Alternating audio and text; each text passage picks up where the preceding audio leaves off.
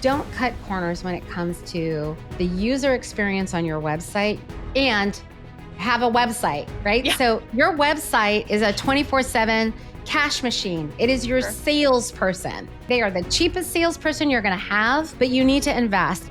You, the business owner, you are the guide, and your audience are the heroes. You're helping them find what they need to be able to be successful and avoid failure. If you look at great companies that do this so well, they hardly ever show product. It's not about the product. It's about the story and the person they're telling the story about. This is a gift to the lumber company that's listening right now, right? Welcome to the Grit Blueprint Podcast, the show for bold builders, brand leaders, and legacy makers in the construction and building industry. I'm your host, Stefanie Couch, and I've been in this industry my entire life.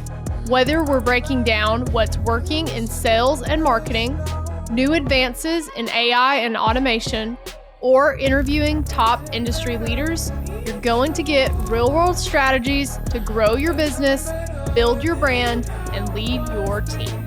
Let's get to work. Welcome to the Grit Blueprint. Today, we are diving into one of my favorite topics. I love to talk about stories, and we are going to talk about storytelling in marketing and in branding, especially in boring industries, which can be like my home industry of the construction and building industry. I have my guest on today, Beth Carr, who is an amazing branding and storytelling expert. Welcome to the show, Beth. Thank you so much. I'm so happy to be here. I'm really excited to talk about this because I know we both are passionate about this.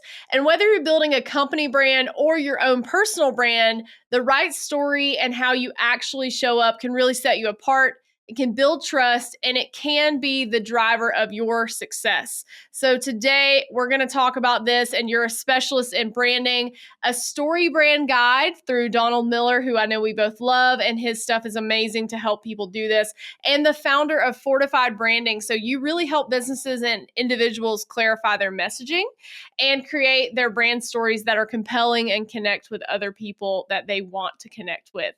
You have worked with startups, Fortune 500s, and personal brands, and you love helping people stand out in crowded markets. So thank you for joining me today, and I'm really excited to jump into why this matters.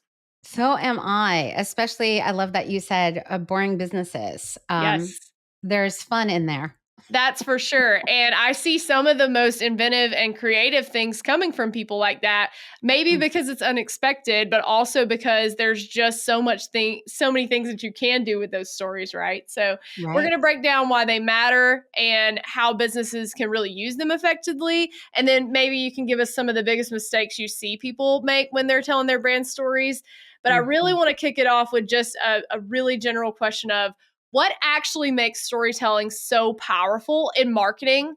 And why do you think that people actually connect with stories way more than facts or figures? I actually say this a lot when I'm speaking is I'll tell a story and then a few minutes later I'll tell a fact or figure or three, and then no one remembers the facts. They only remember the alligator story I told at the beginning or whatever it was. So why do people do this, and why does it matter so much? Yeah. Well, we are wired, way back when, right? Centuries and centuries, thousands and thousands of years. We are wired to tell stories. Stories are what have passed down culture, legends, fables, morals, values in cultures all our lives. And so people were naturally wired to hang on to words and visualize a journey. Stories are transformative. They really take you on a train and they take you someplace. And so facts and figures are really great. It backs up stories. Sometimes people will remember figures, like when you open up maybe with like a number, right? Yeah. People will lean in. For example, 3 best ways to market for construction, right? People will be like, oh, what are the 3 best ways? But backing that up then with a story, people will then associate the number of what you've done with how to actually apply it. Stories are a way of teaching people how to do things, how to act, how to proceed, how to be in community, how to do business. And so when we lean into storytelling, especially when it comes to acquiring new sales and new clients, right? Because that's ultimately what I do as a job is, Mhm. growth. Yeah. Um, it all comes back down to are those stories connecting with where people are sitting in their minds, and how are they doing it so that they can thrive and survive? Because that's also part of our wiring. We're always Yeah. in that fight or flight mode. It is really interesting when you think about, growing up, I loved to read and be read to. I think a lot of kids did. And those stories that you remember from your childhood, like maybe you don't even remember what book it's from, but you remember that it was a crazy cool story. I have a Nancy Drew book that was like the Bell Tower or something. And I Mm. remember that book and I read it in fourth grade, I think. And for some reason, that story stuck with me. And you think about movies also, a lot of times the actual story is very similar to other movies that you've seen, yet you're still so drawn to it. And the character development and all of that really just makes you, it resonates with you. I think about Taylor Sheridan, who's Yellowstone and now has Landman. My Yeah. husband and I just recently watched Landman. I don't know if you've watched it, but crazy character development. This guy is epic at that. I don't know if he does all of it by himself or what, but his mind, the way he's developing these characters, you just feel so deeply like you know them. And when you know people, whether they're crazy character like Beth Dutton or the new wife in The Landman, or it's someone that you're like, wow, I want to be like that person, it resonates deeply with us. And so I think as a company, sometimes we lose the idea that a person could care about a CEO or an executive or any person that works in a company or even the company itself. Mhm. And if you look at great companies that do this so well, like Nike is a good example of that, they hardly ever show product. I mean, they show it, you're wearing it, you're running in the shoes, you're doing whatever, but it's not about the product. It's about the story and the person they're telling the story about. So, how Yeah. can boring businesses do this? I mean, if you're a plumbing company or a lumber yard, how do you Mhm. tell a story in a way that's not like, here's this stick of wood that we cut down out of the forest? Maybe that is the story that, like, here's the life cycle of that. But how do you do that? Yeah. So first of all, you just touched on so many, like my brain was bursting. There's so many things and just the nuggets you just said. So Taylor Sheridan has been a brilliant writer. It's Hmm. amazing how he's dominating so many different shows right now, Yeah. because he is delving into what drives people, right? Hmm. And then when you talked about Nike, it really also the stories that are happening is really about status, right? Hmm. Because I have these shoes, I'm going to be a stronger athlete, warrior, Olympian, right? Like Yep. I'm doing it, right? The Yeah. just do it slogan. Hmm. And so with your question, how do companies that appear to be boring or like midstream, especially in home services, home Hmm. building, construction, which seems pretty straightforward. Why do you need stories and why is it important? It's because even then, right, when we think about who are you serving? So let's use a lumber yard. Yeah. I happen to be married to a craftsman, right? He's a Oh, furniture maker, okay. woodworker, cabinet maker, makes vaulted ceilings, libraries, right? I Tiki did not know bars, that. and then a kitchen, right? Yeah. When you think about that industry, what is that owner, the woodworker, experiencing in their lives Mhm. as they're then going to the lumber yard, right? And so the lumber yard has a really great opportunity to really delve into who are they serving? Why are all the different types of people coming to the lumber yard? Are they a weekend warrior where they're dreaming up something and they're going to like do their weekend warrior, I'm going to make a coffee table, right? Yeah. Or is it this, professional crafts person that, has a 30-year veteran like my husband Mhm. who really wants to, has been hired to make a one of a kind dining room table because their client is imagining the legacy they're going to leave and the memories they're going to create around the table, right? Yeah. So now the lumberyard has this opportunity to talk about, hey, craftsperson, we're going to help you create that legacy so that every piece of wood that we have selected and cut, we know and believe that we are creating materials for you to then build and leave a legacy, right? Yeah. Now It there's a is story. it's really about all of the beautiful products that they create too. Like, I'm sure your husband has created things that are just really beautiful to look at, and then there's the story that goes with that. I see a lot of my clients and a lot of their clients that buy from them, they don't have pictures, they don't have videos, which help tell the Mhm, story because, mhm. you can aesthetically show a story just like you can do it with words, and then if you combine both, it's even more powerful usually. And so how do you get those things that aren't really being seen? They're done, they're beautiful, they're amazing projects, but we're just not getting the end product because they're up the channel, right? So like your Right, husband could take pictures with his phone, but what about the person who sold him the lumber and the person that sold that company the lumber and up the channel 3 or 4? It's hard to get that. So I think it's about finding creative ways to connect all the way up and down the channel to figure out how does that story and those pictures and videos translate for every single person involved all the way down to that end user who is having that Thanksgiving dinner with the 6 grandkids and the right, 4 generations for 10 years, 20, 30 years to come at that table right. he's building. It's You know, beautiful really Stephanie, when you you think about it like that. you just opened up an incredible story loop, right? Maybe Yes. this is a gift to the lumber company that's listening right now, right? So imagine if you are doing exactly what you're guiding your clients to do, which is brilliant, Stephanie, is Thank you. what happens when the lumber company actually takes a photo of the person who cut down the tree, Mhm. um, the the machinist that actually made the slabs of wood, Yeah. right?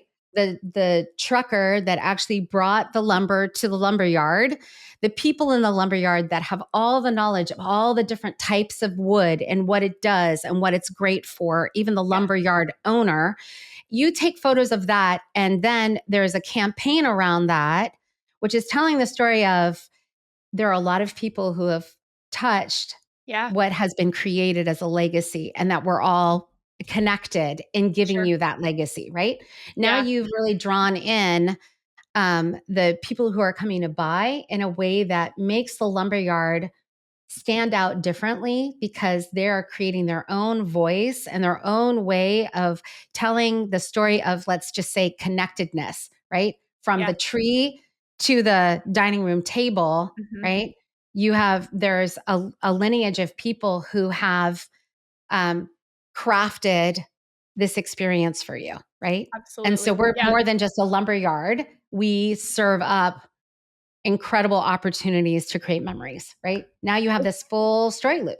It's really That would make cool. a lumber yard completely different. It is, and it's more than just a place that sells products, and often lumberyards are considered a commodity product, especially not specialty like woods that somebody like a craftsman would make a dining room table out of, but sometimes you're just framing a wall in a house that's a normal house. It's not some super custom house on a mountain somewhere that is going to be $12 million. Maybe it's just a place that first time owner is going to bring their first child home in.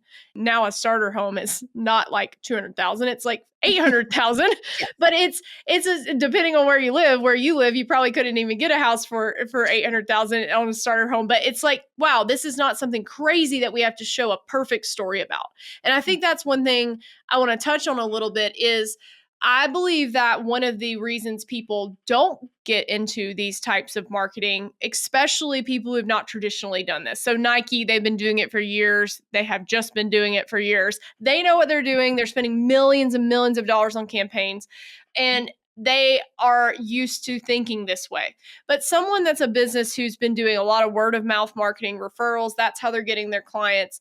They probably have never thought about this. So, then the idea of doing that campaign we just kind of mapped out on a cocktail napkin. They're like, well, we don't know how to do the video and we don't have this and we don't know where we would post it. And it's very overwhelming for people. So, for a business that is starting, one way that I actually like to tell people is don't try to go crazy, just post on your personal LinkedIn, like your story or someone's story that you can post, a customer or whatever, but just one person, one picture, one thing. How can someone who maybe isn't the CEO that could just post whatever they want? How do you find something valuable to post online that would be good for your customer base or good for your maybe Mhm. even other people that want to work at your company to see what it's like to work there? How would you see personal branding being a way that people can tell their own story without maybe feeling like they're not perfect and they aren't a marketing person, so they don't know what Right, to do? right. here's the reframe on marketing, right? Marketing is, maybe there's this analogy some of the audience has heard about, right? But marketing is the circuses come to town, right? It's beautiful. It's in a Mhm. big white tent, and the horses are, in this beautiful red regalia, and all the performers have these beautiful costumes full of feathers and bling. That's brand. But how do you let people know the circus is there? That's marketing, right? It's the posters, it's the amplification, it's the person handing out flyers on the corner. It could even be Google ads now in the modern day, right? Yeah. And so ultimately, all of us are natural marketers. If you're not letting people know, hey, yeah, I have a construction company. I'm a GC. I'm a cabinet maker. If you're not telling people that, then they don't know what you do. So you're already marketing. And even the smallest things, letting someone know what you do and where you're located is a form of marketing. So I Mhm. want to kind of first just also take off the any kind of myth that we think like, oh, I'm not a marketer. Actually, we're all very natural marketers. Yeah. If you're not marketing, you're not selling. And if you're not selling, then maybe you don't own a business. You're working for someone else, right? So Mhm. that's one. And then the second is in building your personal brand, it's about consistency and showing up about your beliefs. So if you're a passionate, let's just say you're a passionate general contractor, and you are doing commercial uh, spaces, right? Mhm. There's a certain quality that you have to be a good GC. There's a lot of moving parts on a construction site. There's even matters of safety, right? So Yeah. as a GC, you show up with your phone, which phones are brilliant now. You don't need fancy video equipment. You just Yeah. point, shoot, press play. It does not have to be scripted or perfect, but you could be like, hi, y'all, here I am.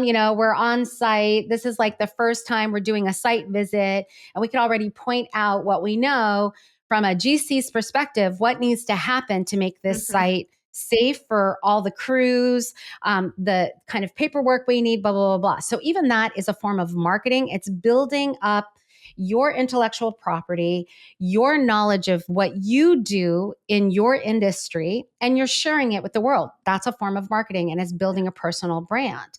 Where I also believe that companies can really lean in and retain and attract new talent is you also ask your employees to empower themselves to talk about their experience, right? So let's go back to this example I'm using with the GC on a construction site.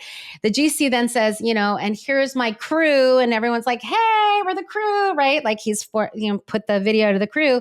Yeah. The crew then can go off and be like, yeah, here I am, I work for so and such GC, here we are on site, and my job on the crew is to part of the demo, right? Yeah. And there's a certain safe way of doing demo, so watch what we do when we're like using the sledgehammer, right? So Everybody loves a demo day. Like, if you watch HGTV, there's nothing better than watching people oh, tear some things up.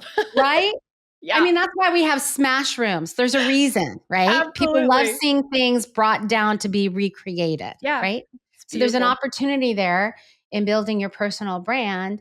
And it might be on LinkedIn, it might be on Instagram, right? You Yeah. also have to understand where is the where are the people that you serve living online? They might Yeah. be on Facebook, they might be on Twitter, right? Like it really depends. And that's where then you want to start posting Yeah, and it's building your still personal it brand. is crazy to me how many people think, like, Facebook's dead, but from an ads perspective and just in general, like, Facebook is still alive and well. So, it is if you look at some of these Facebook groups, they have, like, 100,000 people that are roofers or whatever, and they're very active. So, I think, like you said, finding where your audience is, and that might be a little Mhm. testing process, but the biggest thing I would say to people is don't think that your story doesn't matter or you're not high up enough or you're not experienced enough or you don't have something practiced to say. Like you said, just sharing what you're doing in your Mhm. behind the scenes content or as you're documenting your life, you're just showing what you're doing.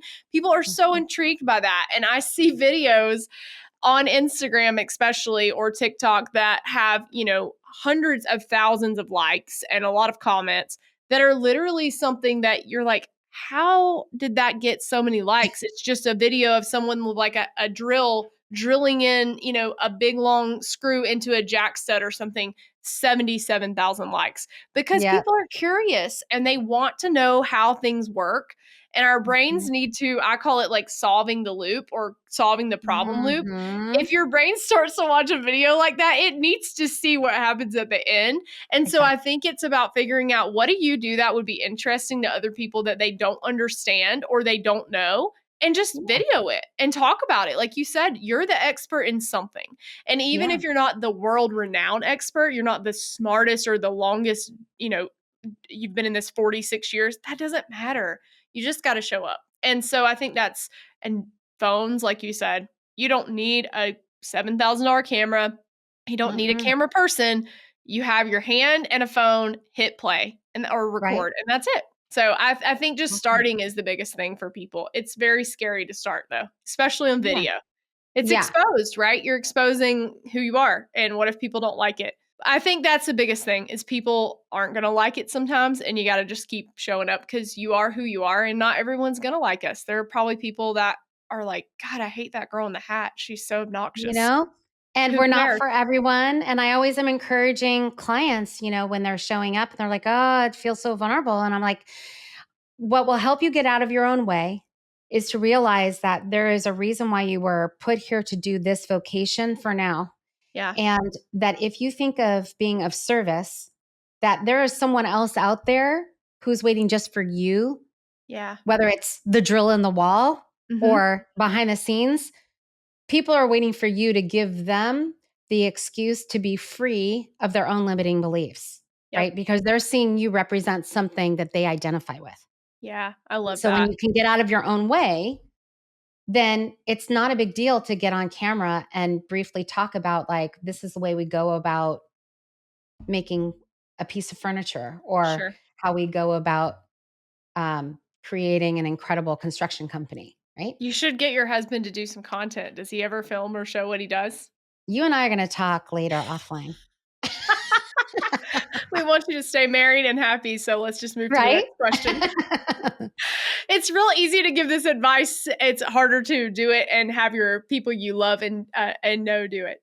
Well, I do want to talk about framework. So I know Mhm. I've read a lot of Donna Miller stuff, and you are a certified story brand expert, and you have a framework that is the story brand framework that really helps people figure out how to basically do a step-by-step guide. Tell Yeah. me a little bit about what the story brand framework is and how you use it in your day-to-day work. Yeah. So the story brand framework was brilliantly created by Donald Miller as a way of using what he learned in writing books and movie scripts, Mhm. and how you can apply it to business. So the framework really, it focuses on the different structures that stories have in Mm. general, right? So there's always a hero of a story, there's a guide, there's a villain, and then there is success and failure, right? Mhm. So let's use a story we might all identify with. Let's use Star Wars, which, Okay. it's mega, right? So a Yep. lot of people, I'm always shocked if there are people who don't know. So if you don't know, go watch it. It's an Spoiler incredible, alert, if you epic, haven't seen Star Wars, right? we're about to ruin it for you. Right. What normally happens when the story opens, we always we meet the hero, right? And comic books like the Superman, Batman stories, we think, oh, hero, the cape, they're big, they're large. But mostly when you look at like construction of a story in a movie, or Mhm. we could even take Jason Bourne, for example, when the movie opens, the hero is lost. Yeah. They don't know what's going on. They're having some kind of crisis, right? So we Yep. take Luke Skywalker. He's like, who am I? Where am I? Right? Jason Bourne, Mhm. he has no more memory, right? Yeah. He's just like, where am I? Right? And he looks like a normal person. I And think he's a is normal also an person. interesting, like, a lot of times, like you said, it's not the cape and it's Clark Kent. It's not Superman at the That's beginning, at right. least. Yeah. That's right. And so heroes actually are the weak character normally at the beginning of a story. The reason why we're drawn into story is that hero by the end of the story has gone through an arc, right? They've Mhm. become who they are and then wear the cape, right? Yeah. But we're watching that journey. We're watching behind the scenes the drill, right? We're watching the donuts being made, right? So we're Mhm. already intrigued. Well, along the way, the hero is lost. They meet a guide, right? So again, Star Wars, it was Yoda, right? Or Obi-Wan Kenobi, right? Mhm. Jason Bourne, it's the FBI people, the CIA people, right? Yeah. Or like, well, we should probably tell you who you are at some point, and right? And maybe memories will come back. Mhm. They are the guide. They're the ones who are saying, listen, if you do this plan, which is normally 3 steps, you are going to avoid this type of failure. For Star Wars, it's like, well, then, the evil people, right, will not take over the planet, right? Or Yeah. for Jason Bourne, you're going to save the world, right? You're going to, stop the threat, right? And then success is the final outcome, right? So how you apply that to business is when you're focusing on you, the business owner, you are the guide and your audience are the heroes. You're helping them find what they need to be able to be successful and avoid failure. Which So I I have think going simplified back to the that framework. fear actually helps people get over the fact that they don't have to be this big shiny hero. They Mhm. just need to help other people win, which Right. does help most people say, okay, if I'm helping others, I can hit play on the record of this video, or I can post this thing, or go do this extra work to showcase this project that we're doing that, I don't really Yeah. have time to take all these pictures, but because I want people to see what we're doing, I'm going to do that. Right. So it does take a little bit of the pressure off because I think sometimes people do think they have to be this shiny, perfect thing, the hero, and they don't. Right. And so I use that framework with also other frameworks that I've developed proprietarily over, my 18 years of building brands in corporate and Yeah. then taking that into this consultancy Fortified that I run and Hmm. helping small to medium sized businesses be able to really acquire new business through stories and growth, right? And Yeah. so um, those frameworks are a way of like digging into juicy insights about who your audience is, right? And then what are the visual and verbal stories that are going to attract your ideal audience, where you're again positioned as like, come to, let's go back to the lumberyard, come to the Yeah. lumberyard. We're going to guide you on what are the best materials for the project that you have in hand. Hmm. And, or we are going to be the guide as your partner where we're always going to be there helping you find the best materials for your construction company, for Yeah. your, plumbing, etc.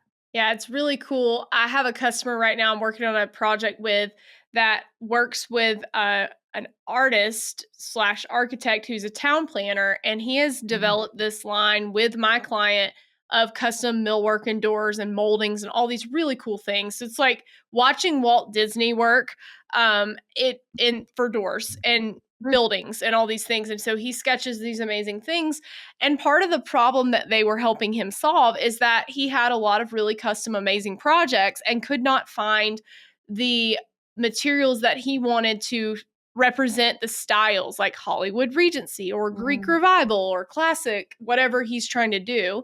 So they actually came up with a solution for him that then was a solution for the homeowners that wanted this style home. And so they're really solving problems. So he's the hero of the homeowner's story, giving them their dream home or a community. Sometimes he's drawing entire plans for like 1,200 homes. And then that customer of mine is helping him solve the problem.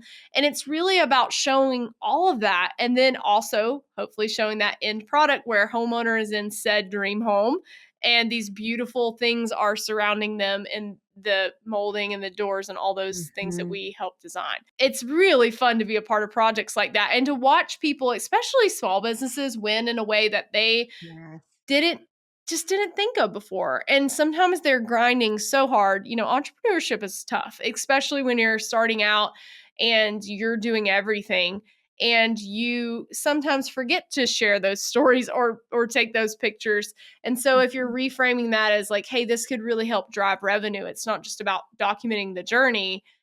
This could help you. It can be a big difference in their business because people Mhm. need to show what they're doing. What are some of the common mistakes that you see your clients or just people in general when they're telling their story or working on trying to build this brand?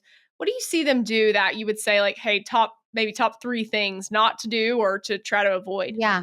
One is making assumptions about who you're serving versus actually who you're serving. Mm, So I highly recommend, especially if you're a small business and you're trying to scale and maybe you don't have the budget yet to invest in someone like you, Stephanie, or someone like yeah. me Yeah. or our agencies, is to start talking to your current clients, clients that have been with you for like maybe the past 3 months, right? So because you want the client's memories to be pretty fresh, Sure. I would start asking them questions like, what made you come to us? How has Mhm. the experience been?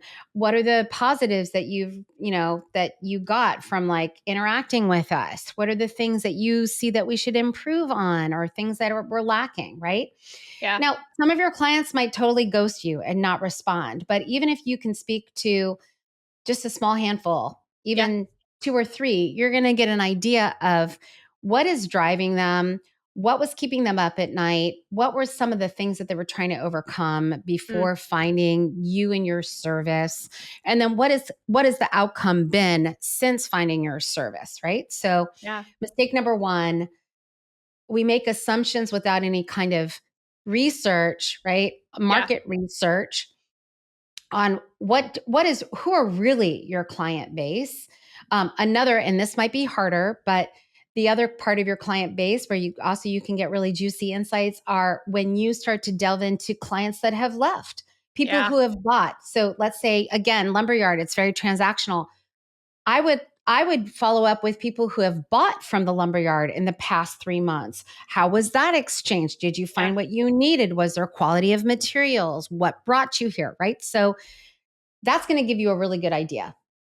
Second mistake that I see is that the business will talk too much about themselves, right? Mm, Quite honestly, when I am looking for a plumber, I don't honestly care that you are the fourth generation and that you've been around since 1960, whatever, whatever. yeah. What I need to hear is, we are 24/7. You have an emergency, we are there. We're going to fix it. We're not going to, overcharge you and gouge you in prices. We're very fair. We guarantee and warranty our work. That's what I need to hear, but Yeah. I need to also hear it wrapped in, why are people calling the 24/7 emergency plumber? Well, there is a major crisis in my house. Yeah. Okay. So I need you to talk about my crisis, Yeah. not about that you've been around since 1962. Okay. Right. So Yeah, that's another mistake. 100%. And also that you've probably solved the horrible problem that I now have going on in my house, and it was no big deal to you because you do that 100 times a month. Exactly. Yeah, Right. Highly experienced. Right. We can do it with absolutely. our eyes closed for you. And that story of the, that could be a brutal story to tell, like, a customer testimonial talking about that in the middle of the night is Right. it's you feel that deeply if it's happening at your So house right deeply. now. Can you imagine the testimonial being something like, oh my gosh, my 3-year-old, we had no idea that they flushed down the fire truck down the toilet. Yeah, And so we're standing here knee deep in water, yeah, but, hopefully it's right? water. But Acme Plumbing came to save us at 3 a.m, Yeah, right? yeah. Now that's a story. I'm going to be like 1-800 Acme Plumber, And right? the cute kid standing there with his fire truck, it's like, that sells. Right? Oh, I love it. And then I would say that the third mistake that I see a lot, and you probably see this all the time too, Stephanie, is um, don't cut corners when it comes to the user experience on your website, and Yeah, and have a website, right? yeah, So your website is a 24/7 cash machine. It is your sure. salesperson, right? Yep, They are the cheapest salesperson you're going to have, but you need to invest. And there are ways to do it very inexpensively when you're first starting out. But yeah, there's also a flex point. When your business hits, let's just say a high 6-figure, 7-figure revenue, yep, I highly recommend invest in your visual and verbal stories in your brand so that you are really coming off very professional in your website. And there's a certain psychology behind it and a formula and a framework that we use. I know you use Yeah. a very powerful framework too, Stefanie, where it's really like, what is your website saying visually and verbally? How do I get a hold of you? Is it easy for me to contact you? Are there big buttons telling me what you need me to do?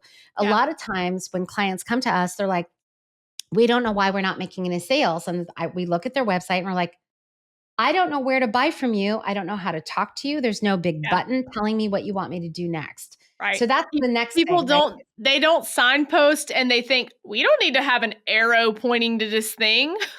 No, you Right. actually do. We Literally do. have that arrow sometimes.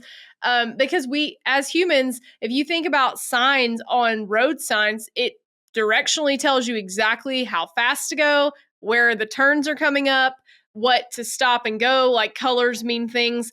Um, Yeah. why would a website or anything in your other parts of your decision making be different than that? If you have to have it to Mhm. drive a road that maybe you've driven before or not, maybe no one's ever seen your product. Maybe it's Right? totally new. It might be a road they've never driven before. One Yeah. thing I will say about the website, because I love that one, in my industry specifically, that is a big one because it's not something most people think is important right now. Right. Now, home service businesses are a little different, but a lot of times people selling products, what I hear a lot of is, well, we're not selling online. We're not going to sell e-commerce. So my first thing to that would be, well, you probably should start thinking about that because in the building materials industry specifically, Oh, since yes. 2021, it is 3x. And that was Oh, after COVID and the pandemic type shut down, couldn't buy stuff in person. So right. it's continued to really skyrocket. It's only going to exponentially grow. Our Right. generation of millennials and Gen Z want to do research and probably purchase online. That's just how we Mhm. do things. It's how we were raised. Mhm. We were raised to buy it on Amazon and it comes the next day, Mhm. maybe the same day, and we want that. So my first rebuttal to that would be you should think about e-commerce. But even if Mhm. you don't have e-commerce right now and you're not going to put it in, still doesn't mean people aren't researching before they come to that lumberyard or call and email their order in. That's They need right. to be able to also show homeowners a lot of times the products. And the more Mhm. information you have on there that I can now educate myself up front on my time, it also Right. saves your salespeople time. So it's a win-win for everyone. And even if you go with a very expensive website and not something that's just a, templated website, if you spent 20, 30, $40,000 on your website, if you sell one house full of $200,000 window package, which those go out all the time, you've made that money back pretty fast. Right? And if those windows weren't on there before, maybe that homeowner or contractor didn't even know you really offered them, or That's they right. couldn't make a good enough decision based on what they're seeing. So Yep. I think that it's more important than especially certain people that aren't selling online believe. And there are a lot of e-commerce businesses where they're making all their money on their website. I understand why Mhm. they know it's important, but even Mhm. those can still be optimized. So I Yep. mean, I think that's probably the biggest one I see right now in my industry is like, well, we've got this website that we made in 2003 that still has pictures on it that have the date when the picture was taken in yellow from their Yeah. camera, Yep. like physical film camera we took it on. Um, and going back to the beautiful imagery, if you're Right? showing projects, your people can envision themselves doing the thing when they see it, touch it, or feel it. And Right. that's a big deal. For someone starting out that's a new company, or maybe this is a new initiative to them, maybe the personal branding thing where they're posting online for the first time, what would you give as a first step to take a brand and build a strong story around it? I want you to focus on your elevator pitch, right? Mm. And it's a very simple formula. I can share that with the audience. I can Yeah, drop, that would be I'll give you awesome. the I'd love to link, hear it. Stephanie, because it's a worksheet, right? Yeah. But it really helps you start to think in your elevator pitch as you start to build your brand, because you want to be able to, like I said, you are a natural marketer. So going out there and starting to tell people what you do, you're going to have different variations. Mhm. You're going to talk very differently to person who is like your ideal customer versus your grandma Yeah. versus your children. Okay. But so you're going to have different variations when somebody says, what do you do? Mhm. This is your opportunity to market.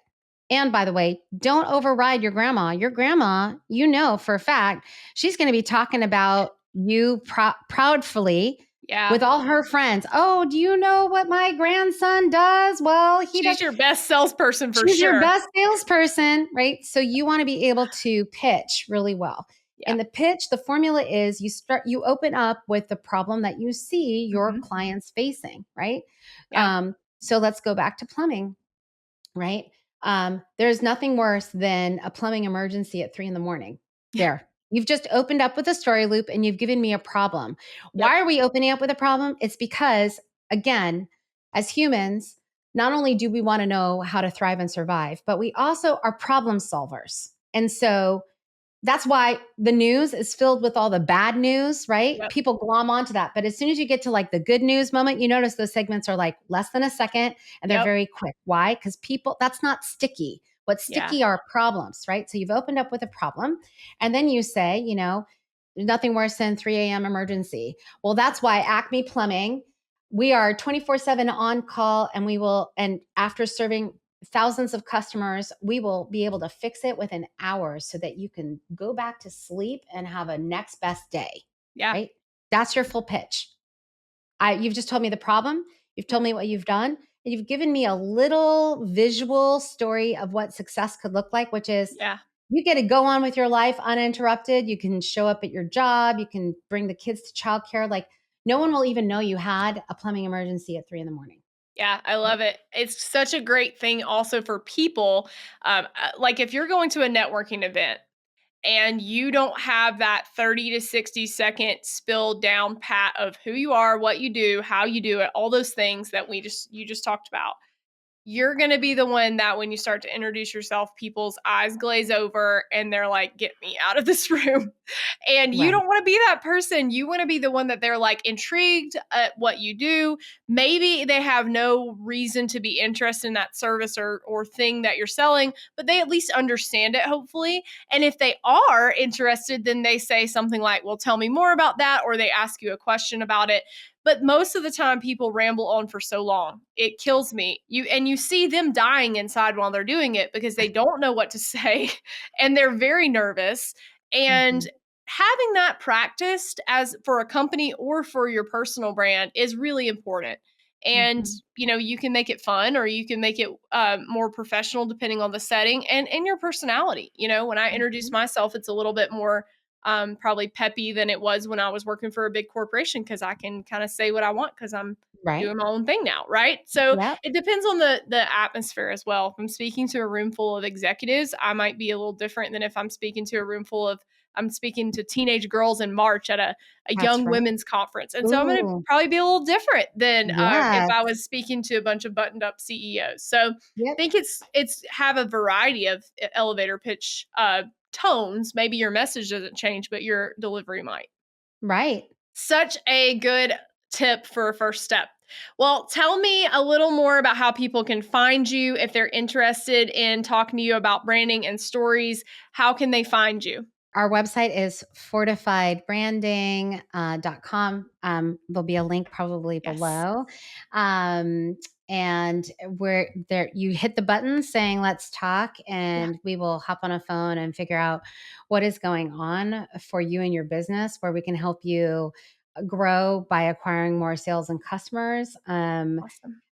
Also, probably Stefanie is a really great resource as a partner where you never know, she and I might be working together It could with be, you. Right? absolutely. And you also are on LinkedIn. I see you there all the time. You post and talk about how you can do this on LinkedIn.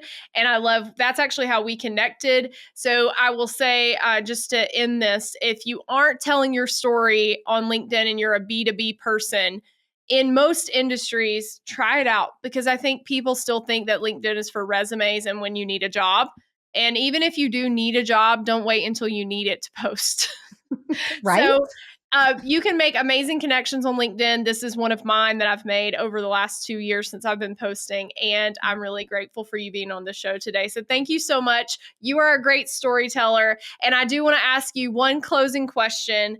What is your favorite story or brand that tells stories right now today?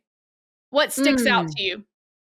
It's really interesting that you asked that because, Nike is one of my faves. Yeah. But I'm trying to come up with another one. I think another one, since we're kind of thinking about like athletic wear, Mhm. Puma does a really good job Ooh, of yeah. that. Mhm. The way they tell stories, the way they illustrate what success looks like by wearing their gear, Yeah. the way they're involved in community, the way they support teams, right? It's an overall great feeling to Yeah. be connected to.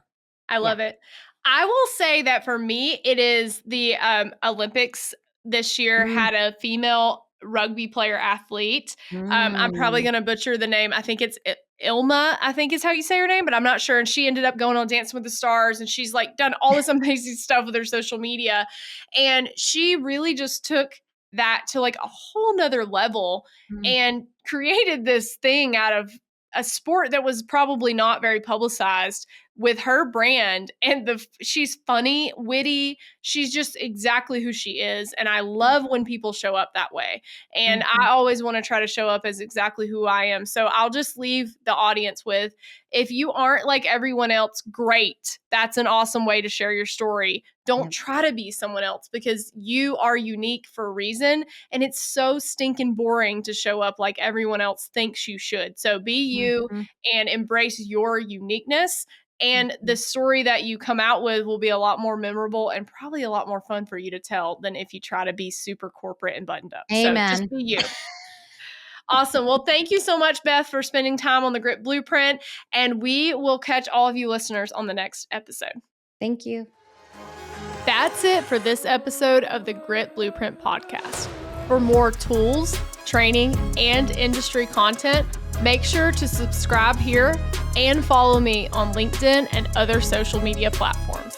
To find out more about how Grit Blueprint can help you grow your business, check us out at our website, gritblueprint.com.